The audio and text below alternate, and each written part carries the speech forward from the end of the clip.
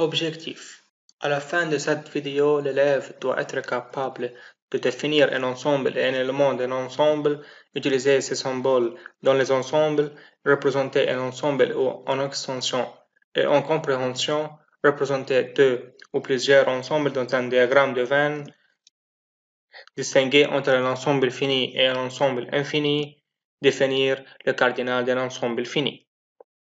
Matériel. Soyez prêts avant de commencer à préparer les matériels suivants. Votre livre, des stylos, un papier brouillon et votre cahier. Prérequis. Avant de commencer notre chapitre, vous devez vous rappeler quelques informations sur les multiples et diviseurs, les nombres premiers. Rappel. On dit que P est un multiple de Q si P égale Q fois K ou P Q K sont des entiers naturels. Exemple, 15 est un multiple de 5 puisque 15 égale 5 fois 3. 20 n'est pas un multiple de 8 puisque 20 égale 8 fois 5 sur 2 et 5 sur 2 n'est pas un entier naturel. 0 est un multiple de tous les entiers. On dit que P est un diviseur de Q si Q est un multiple de P, où P et Q sont des entiers naturels et P différent que 0. Exemple, 5 est un diviseur de 15, puisque 15 est un multiple de 5. 8 n'est pas un diviseur de 20, puisque 20 n'est pas un multiple de 8. 0 n'est pas un diviseur de tous les entiers, puisque P doit être différent que 0. On dit qu'un nombre entier, P, plus grand que 1 est premier si P possède exactement deux diviseurs, 1 et lui-même. Exemple, 2, 3, 5, 7, 11, 17 sont des nombres premiers, puisque chacun d'eux possède exactement deux diviseurs, 1 et lui-même. Notation, 1 n'est pas un nombre premier. Définition de l'ensemble. Définition.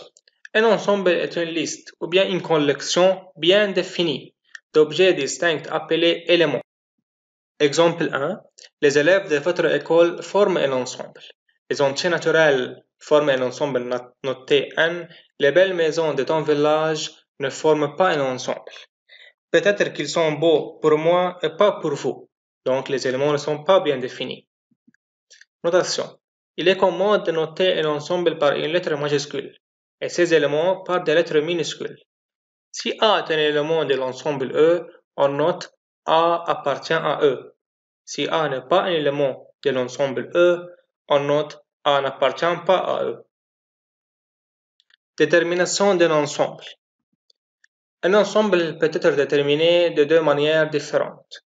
En extension, on dit qu'un ensemble est donné en extension si ces éléments sont écrits entre deux accolades, séparés par des virgules ou point-virgule. Exemple, E égale 1, 2, 3, 4, 5, 6 et F égale Sami Ali Ala Fadi. E et F sont deux ensembles écrits en extension. Notez que chaque élément de l'ensemble doit apparaître une seule fois. Les éléments peuvent être écrits dans n'importe quel ordre. En compréhension, on dit qu'un ensemble est donné en compréhension si on énonce une propriété commune, exclusive à ces éléments. Exemple, E est l'ensemble des entiers naturels multiples de 7. Donc E est un ensemble écrit en compréhension. E est aussi peut-être écrit comme E égale l'ensemble de X, X appartient à N et X est multiple de Z. Application. Considère les ensembles suivants. A, B, C et D. Partie 1. Écrire A et B en extension. 2. Écrire C et D en compréhension. Please, stop la vidéo et essayez de solver l'application. Solution.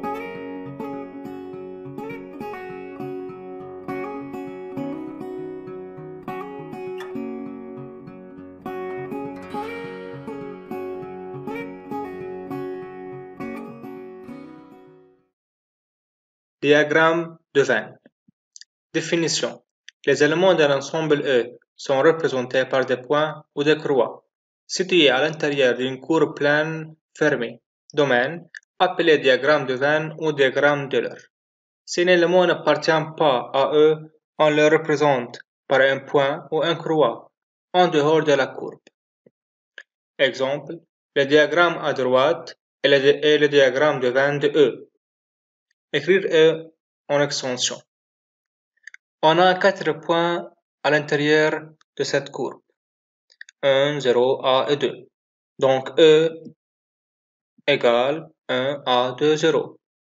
Les points 4 et B sont en dehors de la courbe, donc 4 et B n'appartiennent pas à l'ensemble E. Sous-ensemble. Considérons l'ensemble A des élèves de votre classe et B l'ensemble des élèves de votre école. Nous remarquons que tout élément de A est un élément de B. On dit alors que A est un sous-ensemble de B. Si A est un sous-ensemble de B ou une partie de B, alors on écrit A inclus dans B. Si A n'est pas un sous-ensemble de B, alors on écrit A n'inclut pas dans B. Ce signe et ce symbole s'appellent le signe d'inclusion. Exemple. Considérons les ensembles suivants, A, B et C.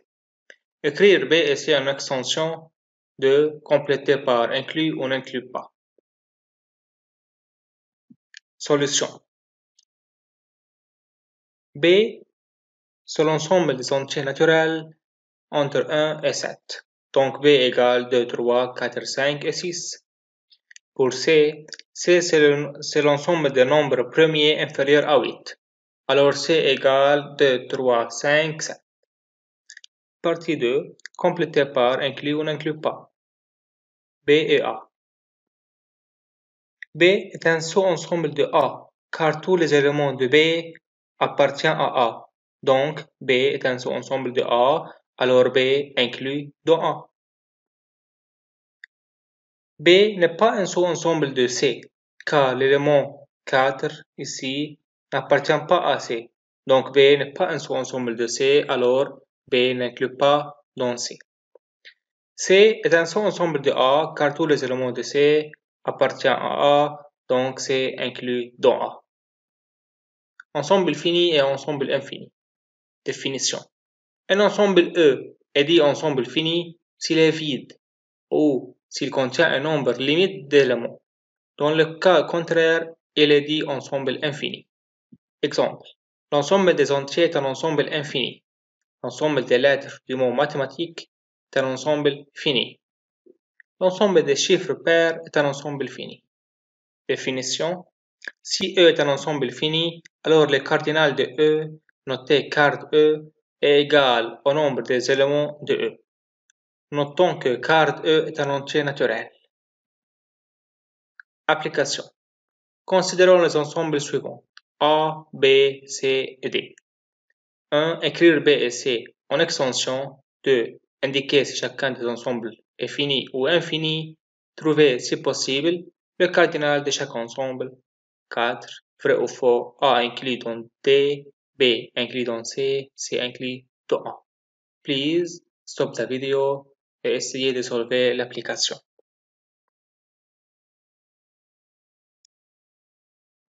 Solution.